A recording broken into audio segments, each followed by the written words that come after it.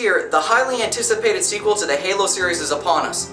Released on September 22nd, Halo 3 ODST puts you not in the shoes of the superpowered Master Chief, but in the unlikely shoes of several significantly weaker orbital drop shock troopers.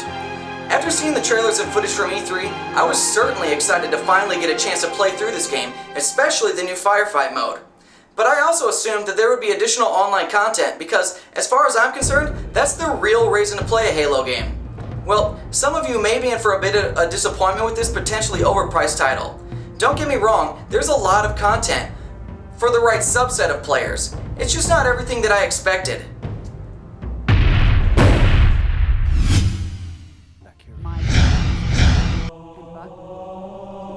Halo 3 ODST takes place during the events of the beginning of Halo 2. It starts in a dropship where we view your squad discussing the suicidal mission ahead of them. You are to be launched from a ship above New Mombasa to land on the Prophet of Regret ship. Right as you're about to land on it, the ship enters slip space, and if you recall, followed by Master Chief as they're heading to a Halo ring. Each of the ODST squad members' pods are launched into different directions as they crash land into the ground. You awaken 6 hours later as the rookie on the team. You've got to figure out what just happened, and you need to find your now missing squad mates. From here, the story jumps back and forth throughout the day as you play as the various members of the squad, and finally in the end, put all the pieces together and figure out what the heck is going on. The story in the end is compelling and keeps your attention, but really I didn't care much for it. Perhaps I'm biased though, as I was really just anxious to beat the campaign so that I could get onto the multiplayer games.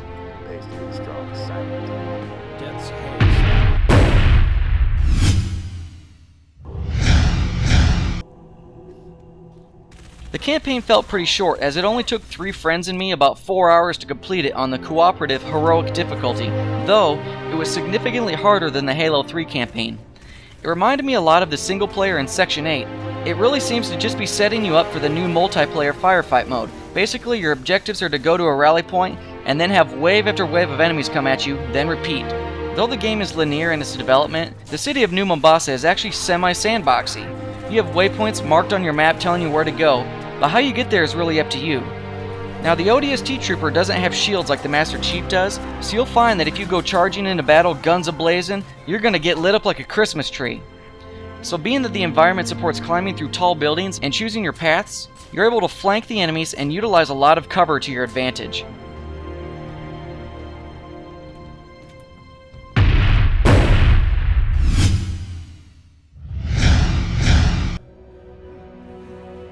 ODST troopers are no Spartans.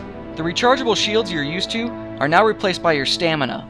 Once your stamina is depleted, you have a limited amount of health that will not replenish itself until you find a med pack scattered throughout the level. So you really have to be sneaky when you're fighting the Covenant now. This alone made the game really hard. A new silenced pistol and a silenced machine gun were added, and they really upped the ante. The pistol alone has a high rate of fire and allows you to get one-shot kill headshots on lots of the enemies. The flashlight has been replaced with a new visor system built into your helmet that provides access to a map, and when it's dark, highlights your enemies in red, weapons in blue, friends in green, and landmarks in yellow. Now, the feature I was really waiting for was the new Firefight multiplayer mode. Like the Horde mode in Gears of War, Firefight mode puts you and 3 of your friends up against the odds, facing wave after wave of enemy Covenant that both outnumber and outgear you. On top of that, after each series of waves, Halo skulls are enabled that make the encounter significantly more difficult by allowing the enemies to dodge your attacks, throw a bunch of grenades, prevent you from recharging your health until you melee, or even making your ballistic weapons ineffective against armored foes. The Firefight mode is a blast when you have a good group of friends playing with you. You each share a pool of lives that gets replenished after every 5 rounds. It's also very difficult and it requires significant teamwork and communication. You can't be a hero or you're going to burn right through the pool of lives. Each map has a measly 10-point achievement associated with it that is granted upon scoring 200,000 points as a team.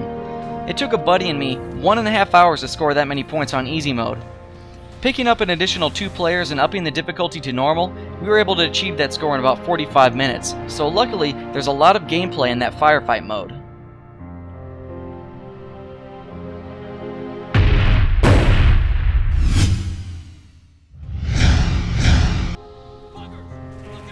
As with the other Halo games, the graphics seem a bit dated. You won't see any real improvements in the quality over Halo 3, but the environments still look great, especially the skyscrapers of New Mombasa. The campaign is jam-packed with pre-rendered cutscenes that look pretty decent.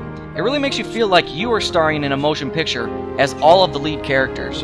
Being that there are a lot of cutscenes, the voice acting in the game is actually very well done.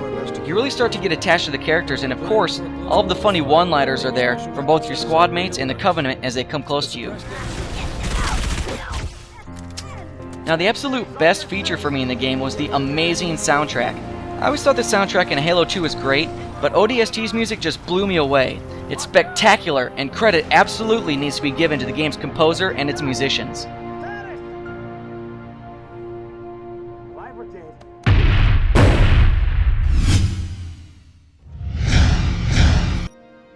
Was that a yes or a no? Halo 3 ODST is really just a prequel to Halo 3. You aren't gaining that much additional content, new features, or anything really mind-blowing. The game's second disc contains only the multiplayer portion of the original Halo 3, with all the downloadable maps along with 3 new ones. So if you don't currently own Halo 3, ODST would be a great purchase for you.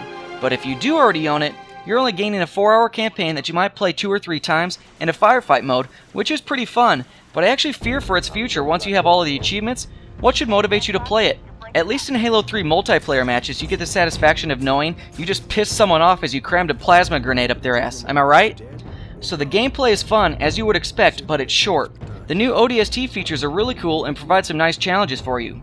All in all, the total package is decent. You just don't get much content for your money. Thanks for watching. Don't forget to subscribe to my channel and register at zeitgeistgamereview.com.